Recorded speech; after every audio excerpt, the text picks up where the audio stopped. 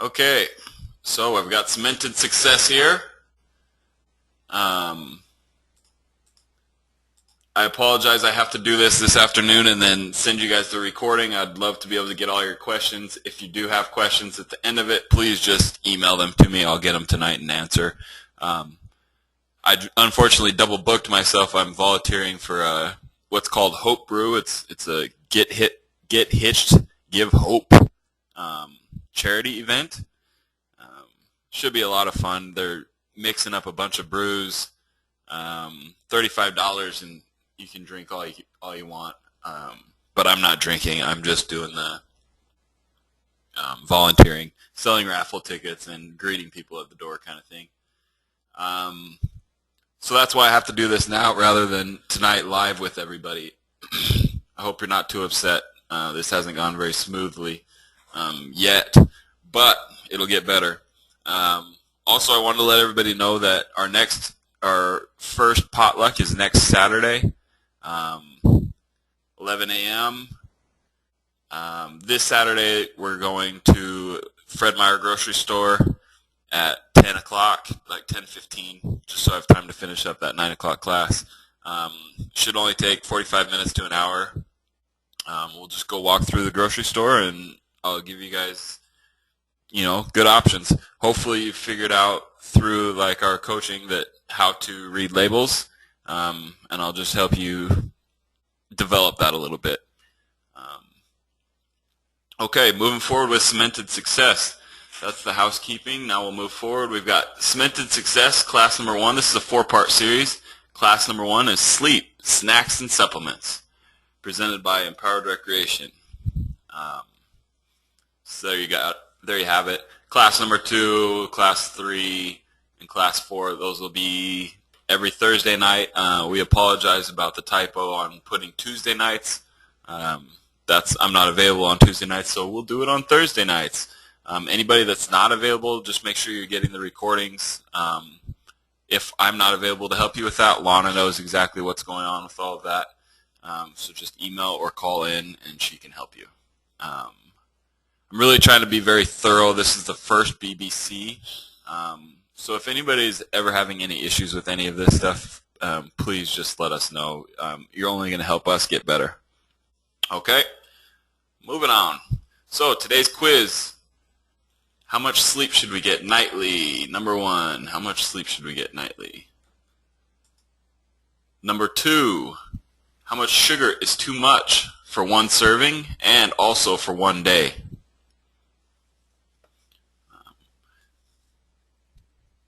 Give you a chance to write those answers down on some scratch paper. Number 3, what are 3 reasons we need sleep? Okay, 3 reasons we need the sleep. Because I know a lot of you aren't getting enough, so let's put it into perspective. Why do we need the sleep? Why is it important? Okay. And number 4 is, what is a go-to snack or meal? I just needed a 4th question. But hopefully you understand that, and we'll get into a little bit about snacks and how that's beneficial. Okay? So that's it for the quiz. Today we're covering sleep, snacks, and supplements. Nope, supplements is not next week, it's this week. So that's a mistake on my part. Sleep. Why we need sleep. What is enough, and how many of us are getting enough of it, and quality of sleep. Tricks to improve the quality. Okay. Oh. So why do we need sleep? Regeneration, repair, and reboot. So that's the answer to your quiz question. So regeneration is the time that our body's healing, or getting rid of waste is also part of it. We go to sleep. Our bodies if we've been working out, our bodies get a bunch of little micro tears in the muscle, and this is the time that our body goes to work and our immune system starts putting it back together. If you're not getting enough sleep, then you're not getting full recovery. That goes along with repair. Repairing all of the damage that we've done throughout the day.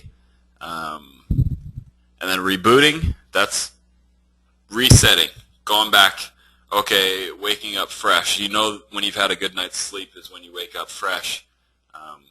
You've had plenty of REM cycles, REM sleep, rapid eye movement. Those are about 5 to 9 minute time period where you're in a deep, deep sleep. And you're also lucid dreams. That's when you're heavy dreaming. That's another reason that it's important, is rebooting. Okay, what is enough, and how many of us are getting enough of it? So 7 to 9 hours. If you're an extremely active lifestyle, then you should probably be getting on the higher end of that. If you're on a sedentary lifestyle, if you're not doing much more than the boot camps, then 7 should be sufficient. Okay, but 8 hours is that sweet spot. Okay. Some people need more than others. That's what I was speaking of. The more active you are, you'll probably need more sleep. And that's on a case-by-case basis. I have a client who sleeps 2 hours or less per night, and she does just fine because she meditates often, and she says her whole family is similar. They just don't sleep very much, which is crazy to me. And that's not enough sleep by the book, but if it's working for her, it's working for her. REM sleep patterns, I touched on that earlier. Rapid eye movement. So when your body goes into about every 90 minutes, your body will go into a deep, deep, deep. It's really your brain, not your body. Deep sleep where you're getting the most out of it. If you've ever woken from a REM sleep pattern, it's when you wake up kind of delirious, unaware of what's going on, unaware of where you're at. It's the least, when you wake up grumpy, you've been in a deep sleep. And the amount of sleep also depends on the quality of sleep. So if you're sleeping on an old mattress or an old futon, I don't know if some of you, like when I was in college, I slept on a futon with a nice bar going right down the middle of it. It was perfect for my lower back. Perfect as in for messing it up. So I didn't get a lot of quality sleep, so I had to sleep very often. I would sleep on the couch. Sleeping on the couch is not very good quality sleep. If your pillows, if you've got bed bugs, if there's issues, your quality of sleep's going to go down. Then you'll need more sleep just to make up in volume. Okay, pretty elementary. I think most people get that. The quality of sleep depends on the quality of bed. If you're able to sleep straight throughout the night, I know some people wake up in the night and they feel like they need a snack.